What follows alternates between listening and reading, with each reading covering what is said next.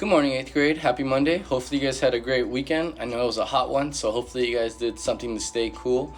But yeah, on Friday, thank you guys. It was really nice to see you guys that showed up for the live class. It was really fun, even though not everybody was talking. Don't worry, we're going to practice and work on that. We are going to do it again starting tomorrow. So, Tuesday through Friday, we're going to have all live classes. I think we need to move towards it because we missed that interaction. And I know you guys liked it, even though you didn't say you did. So we're going to do that again. So thank you guys for participating. And I'll see you guys tomorrow to do the same thing. Also, I want to thank you guys for those who sent in their Earth Day projects.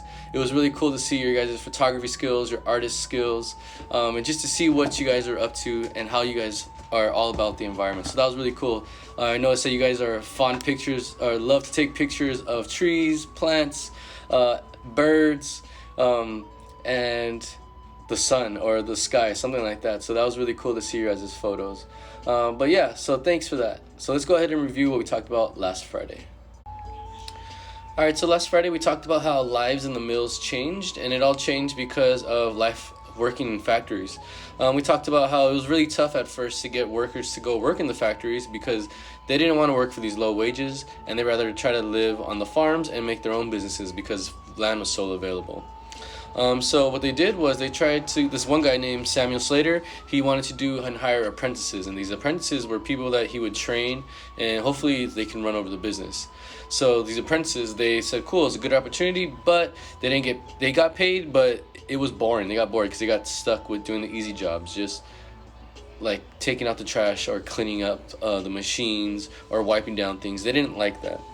So they left. So eventually he had to come up with a new method, and the new method was hiring huge, big families and paying them cheap prices. Remember, the reason why they hired a lot of big families was because they only had 2 adults and they had a lot of kids, and they could pay the kids less money. And then when they would hire these families, they would hire poor families, and then they would give them a place to live. They would provide them with food. They would provide them with everything they needed, just like a manor system to keep them there. You guys did a good job. Not everyone did the question number 2 correctly. You guys were supposed to make like an actual advertisement. Some of you guys just answer the questions. So next time, make sure you guys make the actual advertisement because it just gives you a little activity to do. Alright, so that was the system that they had, was called the Rhode Island system, when they would hire these huge families and have everything they needed to have on the mill plant for them. So let's go ahead and review the questions from Friday. So number 1, how did Slater's Rhode Island system change employment practices in the mills? The way it changed practices was now entire families, including children, began working in the mills, living on the mills, and in these mills they had everything they needed to have, and they pretty much never had to leave the mills. For number 2, you were supposed to make the advertisement and answer these questions in your advertisement. So some of you guys that did do it, thank you guys for doing it the proper way. So here we go. Part A, what type of workers did Slater want? He wanted large families. So more children the better, because you can pay them less. What segment of society wanted to work or might want to work for the mill? Slater would go ahead and target the poor communities because he knew it was a good opportunity for them. Number 3, what incentives might appeal to attract possible employees? Some things that could attract you was the free housing, the free food, all the amenities or everything you need is right there on the mill. You get store credit. So that was some incentives that would get them to work there. Also, that the whole family has something to do. And D, why would a person want to work in one of Slater's mills as opposed to another? So they would probably want to work there because of all the stuff that they had and what they offered. Not a lot of other mills were doing this. Remember, Slater was the first one to implement this system. Eventually, everyone started to copy his method. So that's probably why they would want to work for Slater's mill. So that was the Rhode Island system. Today we're going to talk about another system, and this system only involved the ladies. So this ladies system, it was called the Lowell System, and pretty much what it was a textile mill run by all girls. So we're going to talk about that today. So we are going to talk about the Lowell System and how it changed the textile industry in the Northeast area. So let's go ahead. So not all mill owners followed this system of the Rhode Island rules. This other person named Francis Lowell, a businessman from New England, he developed a very different approach, and his ideas pretty much changed everything that was going on in New England. Okay. So his textile mill, it opened in Waltham, Massachusetts, and pretty much what was going on was everybody loved this mill. And the reason why they loved this mill is because they were amazed at how clean the factory was, how neat he kept the housings areas for his workers, how he treated the workers, and all the new machinery that they had. It was like the state-of-the-art machines and state-of-the-art facilities that people were just blown away by just the look and appearance of the mill.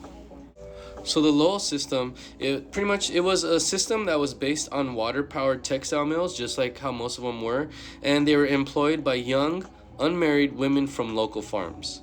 Okay, so this system included pretty much that they would spin the thread, they would weave cloths, just the same as like all other mills, but they were only going to hire young, unmarried women.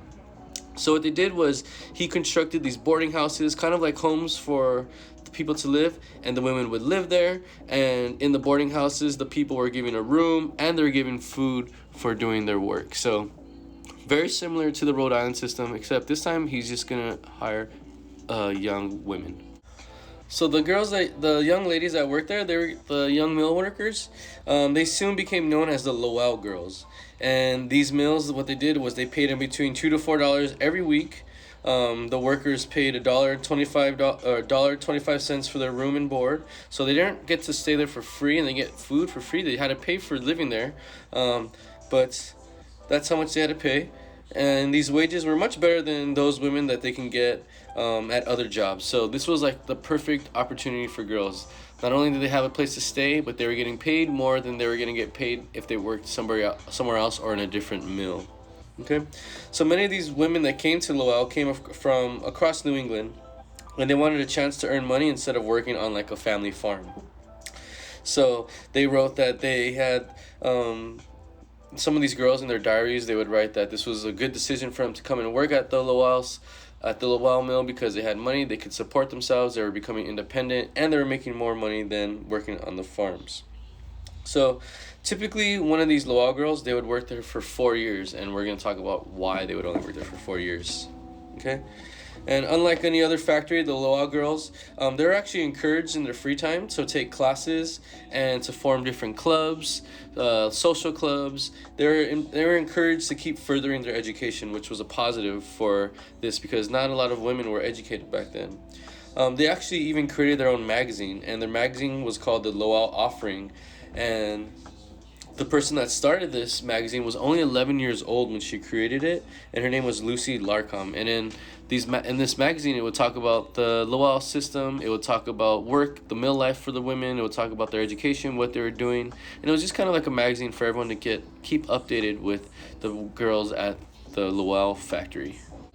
So this is like one of the covers of the magazines, and that's kind of what it was. And it was like a monthly issue or whenever they can come out with the magazine or new topics.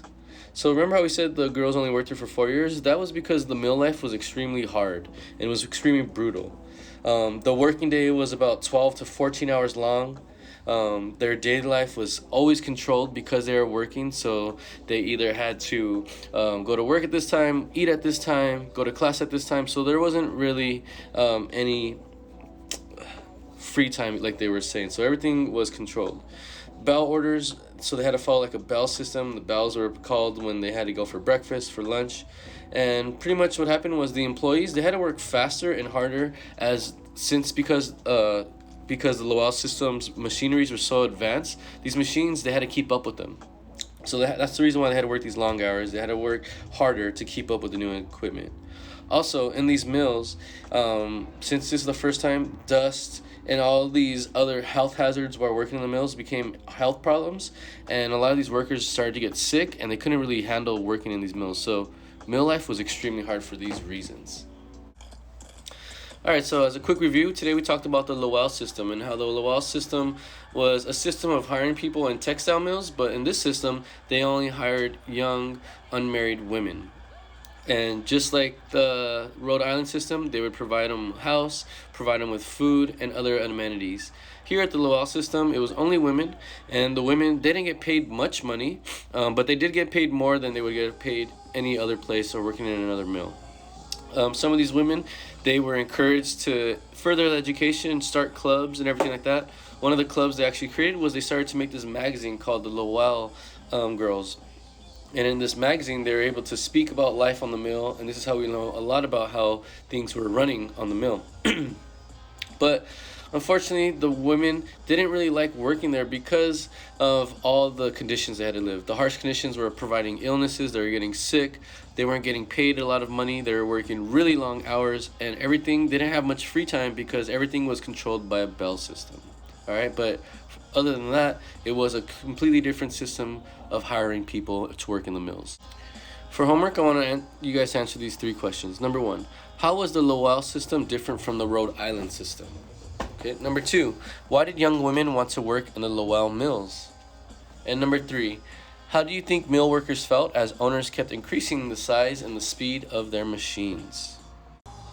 So that concludes our lesson today. If you guys have any questions, feel free to shoot me a message and I can help you out. Don't forget, tomorrow we are going to have another live class, so this is going to be the only video for the week. For everything else for the week is going to be live classes. So I'm looking forward to seeing you guys. Enjoy your Monday, and I'll see you guys all tomorrow morning at 11.